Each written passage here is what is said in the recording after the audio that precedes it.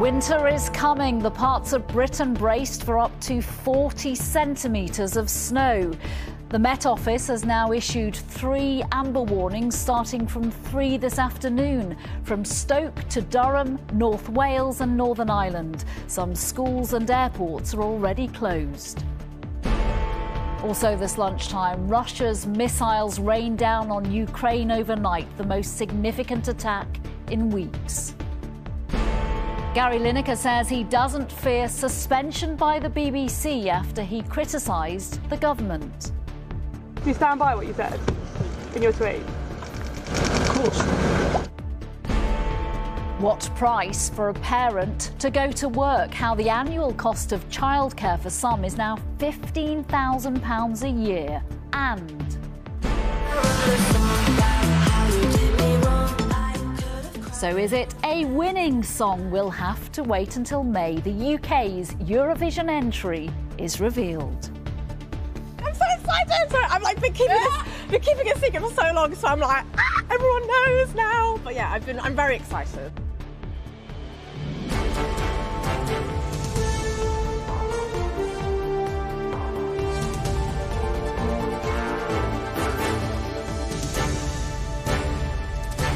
This is the ITV Lunchtime News with Nina Hossain.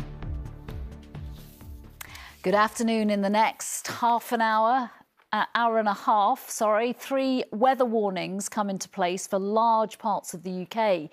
The Met Office says parts of England from the Midlands to the north, North Wales and Northern Ireland could be hit by blizzard conditions and even 40 centimetres of snow. That's 16 inches in old money. So how prepared are people, especially those trying to travel around the country? And how long is this cold spell set to last? Charlotte Cross on what it's like now and what we can expect. For huge parts of the country, scenes like this as snow fell throughout the night. On the M5 through Worcestershire, traffic came to a standstill after a crash involving a car and a lorry shortly after midnight, with 3 people taken to hospital. The chaos on the roads continued this morning too, as cars broke down or got stranded. At Birmingham Airport, poor visibility became a real concern. Flights were paused briefly this morning as snow and ice were cleared from the runway. And for those who can't afford to turn the heating on, the cold weather is a real concern. We've seen it personally on the ground. We've been out, dropping meals off to people's houses, and some are living in I don't know, poor quality states. So yeah, I do feel that there is, a life and death risk. And there's more to come. A yellow warning of snow is in place for much of Wales, Scotland and central and northern England. And this afternoon, amber warnings come into force as well, meaning travel problems are likely, some communities could become cut off and mobile phone signal may be affected. For these youngsters in Wellingborough in Northamptonshire, it's just a good excuse to get out and play. Lovely. Many schools are already closed today, and with more snow coming, more closures and more disruption could continue well into tomorrow. Charlotte Cross, ITV News.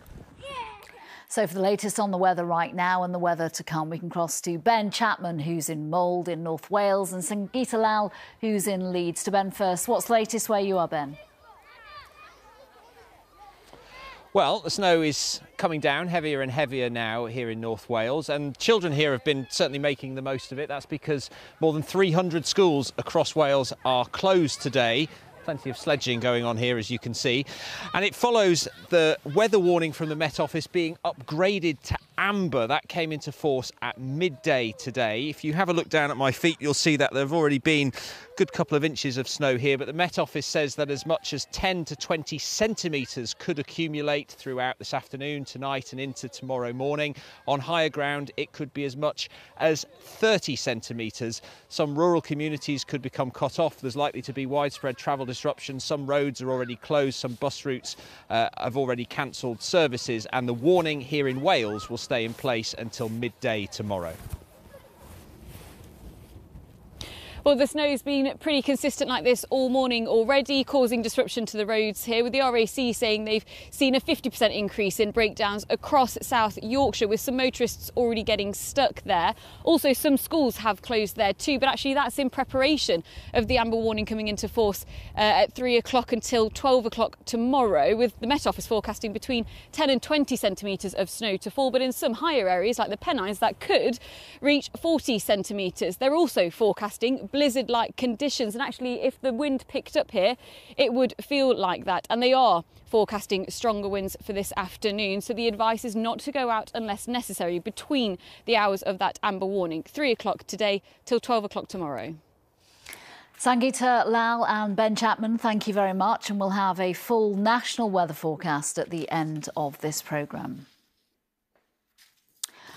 Ukraine has been targeted by a massive bombardment of Russian missiles, the worst in weeks. Several cities were hit, including the capital, Kyiv, and a nuclear power station. This lunchtime, the UN issued an urgent warning as the power station is still without its main power. John Ray has the latest. Another night full of fear for the people of Ukraine. Air raid sirens sounded for hours and missiles struck across the country. In the western region of Lviv, 5 people were killed. Rescue teams searched for more bodies in the ruins of several homes. 6 of the rockets unleashed by Russia were hypersonic, hard for Ukraine's defences to bring down. So in Kyiv, another morning counting the cost of war. But Russia's attacks have failed to destroy the morale of a civilian population grown used to hardship. It is scary, says this woman, but we feel only anger. For the 6th time in the past year, power supplies to Zaporizhia's nuclear power plant were severed, forcing it onto backup generators and triggering this warning. Each time we are rolling a dice. And if we allow this to continue time after time, then one day our luck will run out. Ukraine claims it intercepted 34 of the 81 missiles it says Russia launched. It was the biggest barrage for weeks. I was at home alone, says this man. Thank God, that's why everyone is fine. This morning, shells struck a bus stop in Hossain in the south, killing 3 people. The whole place shook to the core, says this witness. It was so close to my home. Ukraine's president said Russia will pay a price for attacks he called terrorism. John Ray, ITV News.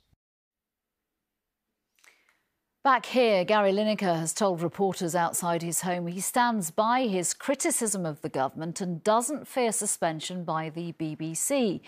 The Match of the Day host has called the government's new asylum policy cruel, but his comments have called into question whether, as a freelance sports presenter, he needs to abide by the corporation's strict rules on impartiality.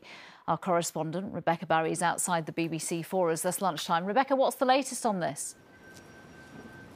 Well, today we saw and heard from Gary Lineker for the first time since his criticism of the government's asylum policy and the resultant row with his bosses here at the BBC. The Match of the Day presenter compared the government's policy on small boats to Germany in the 1930s. Some are reporting that he won't face any disciplinary action, but the BBC simply told us that it has appropriate internal processes in place. Speaking this morning, Gary Lineker said that he didn't fear being suspended.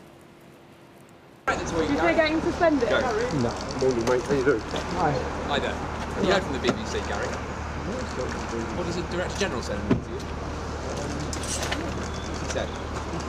Oh, we have to get with you.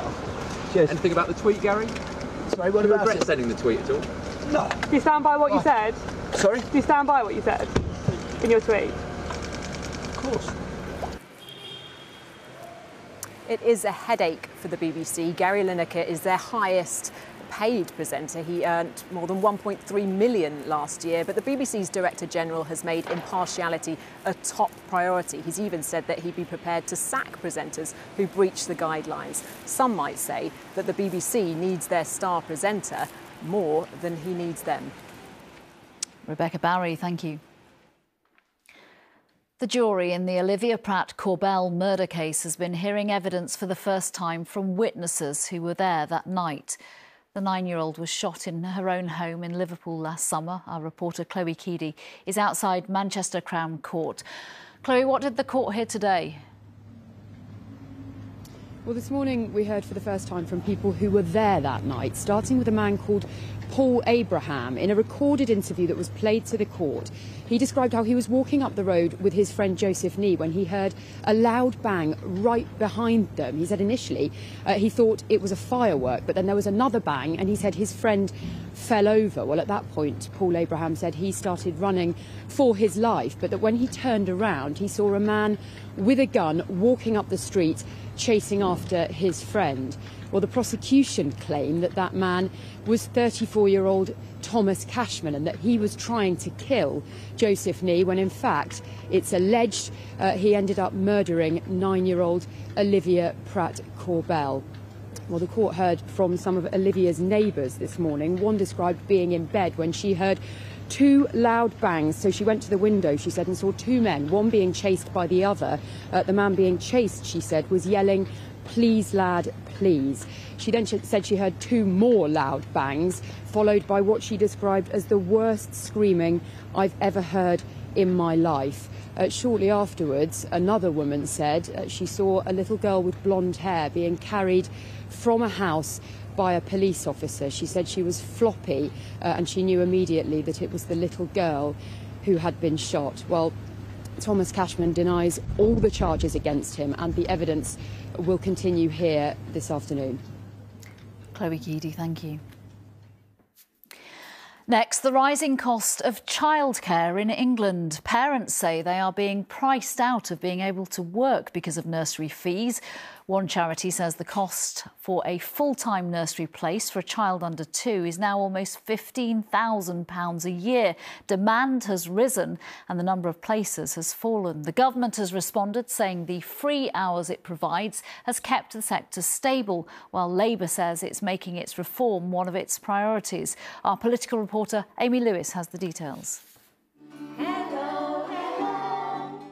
Every day starts with a morning greeting, but less welcome is the rising cost of childcare. Hannah, who runs her own business, gets 30 hours of so-called free childcare a week. But her daughter's nursery say the government funding doesn't cover their costs, so she still has to pay £250 a month. Our mortgage has doubled, our electricity bill, our gas and electricity bill has doubled, the nursery costs have doubled, but we don't have any wiggle room because we need to work. The average annual cost of a full-time nursery place for a child under 2 is now more than £14,000. Average costs have risen by 5.9% in the past year alone. And there's been a 19% fall in childcare providers since 2017. The same year, the government doubled the number of free childcare hours for preschool children over 3 years old to 30 hours a week. But Labour say the system is overcomplicated and needs to be overhauled. Isn't this just politics today? You're not talking about any new specific policies that you have. You're just criticising the government for what they are doing. We do have to move away from this failed hours model that isn't working. This is not just about criticising the government, it's about putting childcare front and centre of the change that we need to see in our country. We're here to deliver a letter to Rishi Sunak to demand childcare reform. Campaigners are delivering a petition signed by more than 40,000 parents to Downing Street later, ahead of next week's budgets. This is a crisis and it needs solving immediately. So if we don't see something in this budget, then parents really will be livid and furious and they will vote with their feet. A government spokesperson told us they have spent more than £20 billion in the past 5 years supporting families with childcare. But parents are pleading with politicians to make changes now. Amy Lewis, ITV News. Help is coming for the 1.4 million people believed to have a problem with gambling in the UK. Any day now, the government is expected to announce new laws to try to improve regulations in the industry. So how are people getting help right now? ITV has had rare access to a centre tackling gambling addiction. Our UK editor Paul Brandy's here. This is a growing problem by the sounds of it. Yeah, and many of these addicts are quite literally staking their lives, Nina. About 500 people a year sadly die due to gambling-related harms. And increasingly that gambling is migrating from betting shops to betting apps. You can bet on your phone, on your laptop, any time of day, very few limits, very few people overseeing what you are doing, which is why so many people are falling into difficulties with all of this. And we met some of those at this residential treatment centre, the only of its kind in the whole of the UK. It's run by a charity called Gordon Moody's. And I met men there like Mark who say that they've lost far more than just money to their gambling addiction. A lot of the damage that I did was online. My dad was into gambling. He struggled with that addiction. In order to place a bet, he'd have to go down a back street to find a bookies. The problem is, my casino, my racetrack, my bookies is in my pocket. I've lost, well in excess of over 150,000, maybe even 200,000 pounds over the last 20 years. I've lost my home, lost my car, and my children haven't spoken to me for some time. That's the biggest thing I've lost. Well, the reason we're investigating all of this is because, as you say, the government is promising new regulations, an update to the law. It hasn't been updated since 2005 to tackle online gambling. Campaigners want measures, for example, like maximum stakes that you can place online, a levy so that the companies have to fund research and development, and that levy is managed independently of those companies. The companies themselves, and we interview one of the biggest on this evening's programme on tonight at 8:30, they say that they are already investing hundreds of millions of pounds in trying to tackle this problem, and if you over-regulate them, you'll simply push gambling underground. Paul Brand, thank you very much. Thank you. Can Mae Muller go one better than Sam Ryder and win the Eurovision Song Contest? That is the hope, as the 25-year-old Londoner was confirmed today as the UK's entrant for the competition in Liverpool in May. Muller was born in the year the UK last won Eurovision back in 1997. With news of her song and her reaction to getting picked, here's Charlie Frost. Hey guys, it's Mae Muller and I am going to be representing the UK in this year's Eurovision. And this is my song. It's called I Wrote a Song, and the UK are hoping it will be a winning song. Penned and performed by 25-year-old Londoner Mae Muller, she was born in the year the UK last won Eurovision. It's the biggest, most exciting thing I've ever done. And I just want people to feel liberated and have a dance, and it's just going to be a really fun time, I think. I'm so excited! So I've been keeping it secret for so long, so I'm like... And she's got a tough act to follow. Sam Ryder's second-place performance last year reignited Britain's Eurovision dreams. And she'll have the added pressure of a home crowd to please, as Liverpool take on hosting duties on behalf of 2022's winner, Ukraine.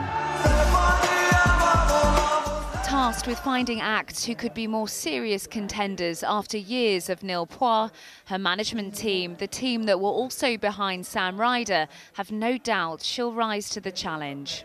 Mae, when we met Mae, as Erin says, we fell in love with her warm, fun personality and an amazing song. And Mae isn't new to show business. As a child, she appeared in this music video by one of last year's Eurovision hosts, Mika. But her breakthrough came in 2021 with song Better Days. Mae Muller! But it's this track, a song about overcoming heartbreak, that Brits hope will undo decades of Eurovision heartache and clinch the crown. Instead, I wrote a song. Charlie Frost, ITV News. The famous TV and newspaper astrologer Margaret Lake, Mystic Meg, has died aged 80. She rose to fame in the 1990s when she presented Mystic Meg Predicts on the National Lottery, and she wrote a horoscope column for The Sun for nearly 23 years.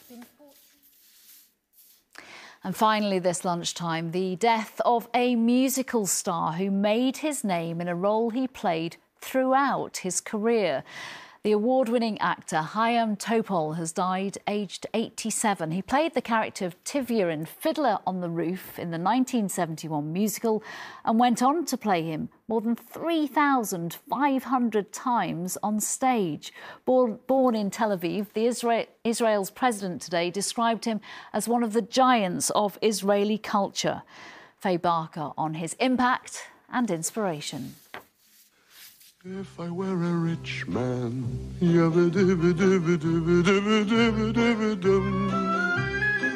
It was a role that Topol categorically made his own, Tevye in Fiddler on the Roof. This, the Oscar-winning 1971 movie, but it was a role Topol first played on stage in the 60s and went on to perform over 3,000 times over 4 decades, from London to Broadway. His work an inspiration to so many others. You can't really top Topol. I think that's the one thing that's for sure. It's a given that no one can do better than that. To play Tevye was one of my big ambitions one day, even as a child. When I saw that film age 6, I remember thinking, wow, that must be so fun to sing those songs. Announcing the news of his death, Israel's president said, "From Fiddler on the Roof to the roof of the world, Hayam Topol was one of the most outstanding Israeli stage artists, a gifted actor who conquered many stages, filled the cinema screens with his presence and above all entered deep into our hearts."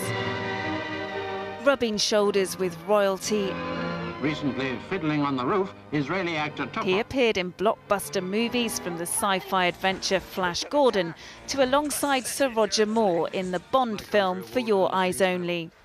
Yes, I know, but other... In 2015, he was given the Israel Prize, the country's most prestigious award for his contribution to society. I'm interested in charities and so on and so forth, and I find it more fulfilling. He'd recently been suffering from Alzheimer's disease and died at the age of 87. Faye Barker, ITV News. Lucrezia is here at 6:30 from me. Bye-bye.